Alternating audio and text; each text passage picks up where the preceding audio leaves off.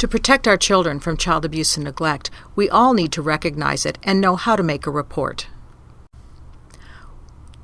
It's important to be able to recognize the basic types of child abuse and their effects on children and understand the guidelines for reporting suspected child abuse or neglect. Why is this important? Over 3 million reports were made to Child Protection Services in our country in 2011, involving more than 6 million children. Over 670,000 cases were substantiated, 75% of which were neglect. Over 1,500 children died from child abuse or neglect, and 80% of the perpetrators were their parents. Who are the children affected often by child abuse or neglect? Children who are less than 1 year of age have the highest rate of victimization. Overall, girls and boys are equally affected, but more girls are sexually abused and more boys are fatally injured. Having an unrelated caregiver living in the home increases the risk of child abuse or neglect. But it's important to remember that any child of any age, from any family, from any community, may be a victim of child abuse or neglect. The basic types of child maltreatment include physical abuse, sexual abuse, emotional abuse, and neglect can take on a variety of forms, including physical needs, medical and dental needs, or educational needs. Physical abuse is any kind of non-accidental injury that results from the act of omission or commission on the part of a parent, guardian, or custodian. So it could be something that the parent did do or something that they didn't do that results in the harm. Injuries are often the result of punching, beating, kicking, biting, shaking, throwing, or otherwise harming a child. But it's important to recognize that it may not have been the intent of the individual to harm the child as severely as they did, but nonetheless, they did inflict the injury, and it is therefore physical abuse. Physical abuse often involves the head, face, and neck, and these injuries occur in more than half the cases of child physical abuse. Sexual abuse is any kind of sexual activity that is inappropriate for the child's age, level of development, or role within the family. This conceptual definition helps differentiate what may be normal sexual experimentation among 2 4-year-olds that is clearly distinct and different from sexual activity between a 4-year-old and an adult. These activities can include fondling a child's genitals, penetration, incest, rape, sodomy, indecent exposure, and exploitation. It also includes pornography. And neglect is the failure to provide for a child's basic needs. Those basic needs include necessary food, clothing, shelter, and appropriate supervision, one of the most common causes for neglect. Medical neglect includes not paying attention or providing for necessary medical or mental health treatment. And educational neglect is failure to educate a child or attend to their special education needs. Emotional neglect is inattention to the child's emotional needs. Emotional abuse is a pattern of behavior between the child and parent that damages a child's emotional development or sense of self-worth. This can include activities such as constantly terrorizing and frightening the child intentionally, ignoring the child, isolating them frequently, or corrupting and exploiting the child. Those would be activities such as having the child sell your drugs because the child won't get as much trouble as the parent would. And constant rejection of the child is another form of emotional abuse. In order to identify child abuse or neglect, one must be willing to consider the possibility that it occurs. If you don't think about it, you won't ask the right questions, and you will not make that call that could save a child's life. There are a number of red flags, or those big markers, that should make you think about the possibility of child maltreatment. It's important to recognize that as you see lists of behaviors or injuries that should make you think about the possibility of child abuse, they suggest the possibility, but in isolation, they don't usually prove it.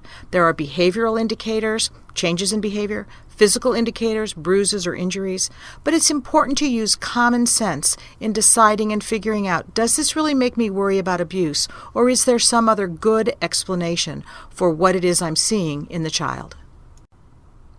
Common sense takes into fact normal development. You don't expect a 3-week-old child to be crawling over to the top of the stairs, so they couldn't possibly do that before they roll down. However, the child who is running and climbing and tumbling can get into all kinds of accidental injuries. We're all familiar with toddler bruises. Kids who are learning to walk frequently fall and bump their foreheads or get bumps and bruises on their shins. But they don't bruise their bottoms. They don't bruise their abdomens. They don't bruise their backs in those normal activities. Another common thing to recognize is that diaper rash is very common in children in diapers as well as young children who are in the process of learning toileting. And we don't want to confuse diaper rash and immediately jump to the possibility of sexual abuse because there's redness in the genital area. We have to think about those life events and normal sorts of activities that the children are involved in. The injuries that a child may get learning to ride a bike are going to be very different from the child who's learning to roll over. The child learning to roll over should have no injuries, but riding a bike could cause a number. What are some of the signs of possible physical abuse in the child? When the child has an injury that does not make sense for the child's age or development, such as the 3-week-old who supposedly crawled to the top of the stairs, the infant with bruising anywhere on the body or blood in the eye or the mouth is a huge red flag. Infants rarely get accidental bruises. Any bruising of the trunk, the ears, or the neck in a child who's less than 4 years of age is a big red flag, and patterned bruises or burns, injuries that have marks that outline or identify the object that was used to inflict the injury, are another sign of possible physical abuse.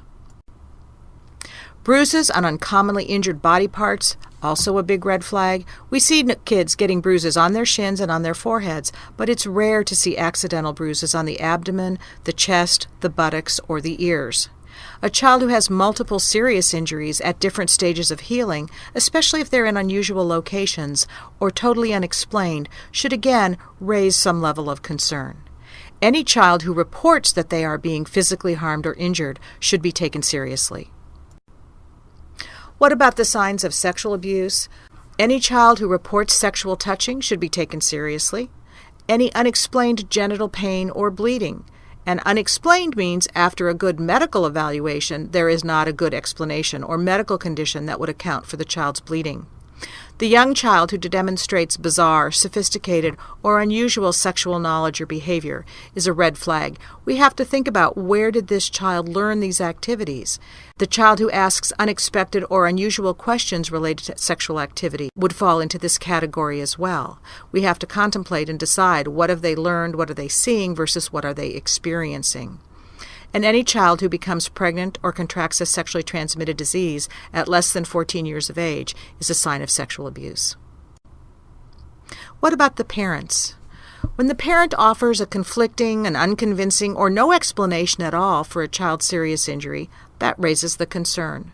If the parent shows little concern for the child, sees the child as entirely bad or evil, if the parent demands a level of performance that the child cannot attain, often child abuse occurs in the context of a child crying too much or a child who wets their pants. Parents expecting them to not wet their pants, but in fact, that's obviously going to happen.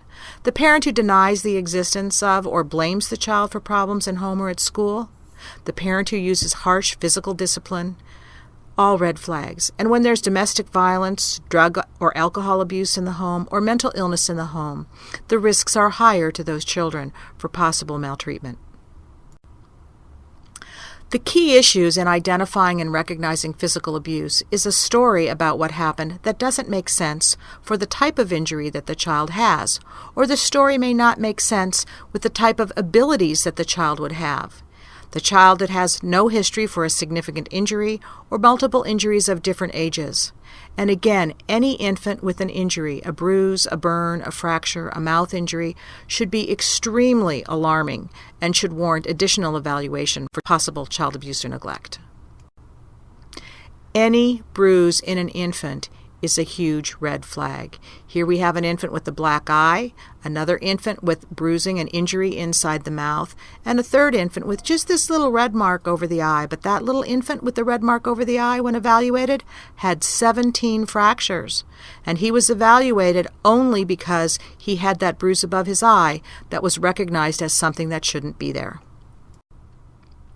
A slap mark or bruising in and around the ear in a child of any age is very worrisome for an inflicted injury. Obviously, the slap mark is an inflicted injury, but bruising in and about the ear is often the result of jerking or yanking on the ear.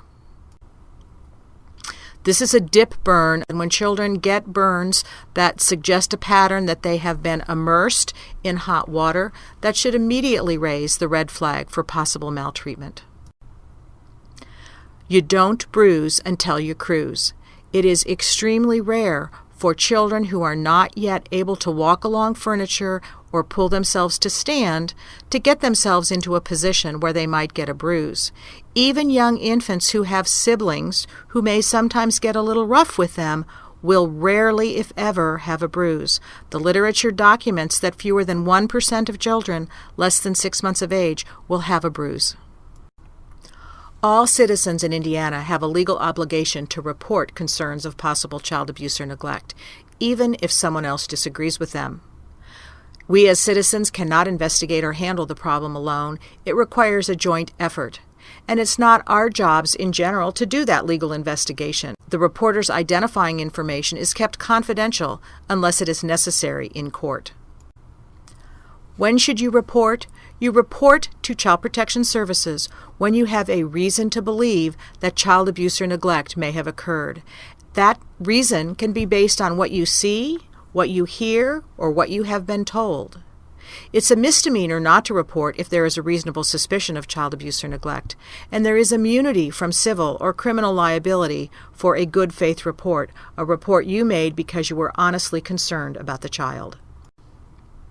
To make a report, you call the Indiana Child Protection Services hotline at 1-800-800-5556. If you see something happening in front of you or there's an immediate concern, you call 911 to have someone respond immediately. Telling a supervisor or coworker in your place of work is not sufficient unless you are clear that it has been reported. Your employer will often have additional steps that must also be taken, but again, you need to be sure they've made the report if you are suspicious. When you report, you should be providing the concerns and reasons that you are reporting and what it is that you suspect. If you don't provide the detail, the authorities will not know what to investigate. You may report anonymously, but then the authorities cannot get more information from you if it is needed. Once you call the hotline, an official report has been made. The report is reviewed by a CPS supervisor who determines if there is enough concern to begin a formal assessment of the situation.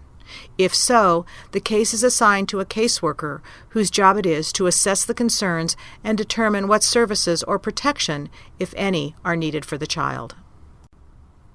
Child abuse casts a shadow the length of a lifetime. Remember that lack of reporting contributes to continued victimization by failing to acknowledge that a child may be at risk for further abuse.